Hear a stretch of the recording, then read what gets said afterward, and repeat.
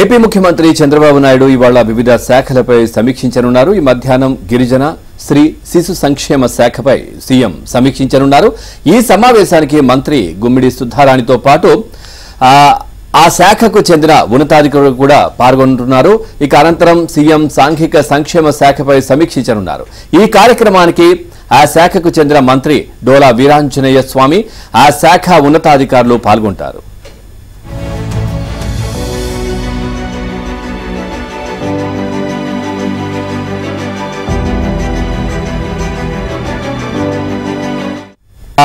ఆ శాఖకు చెందిన ఉన్నతాధికారులు కూడా పాల్గొంటున్నారు.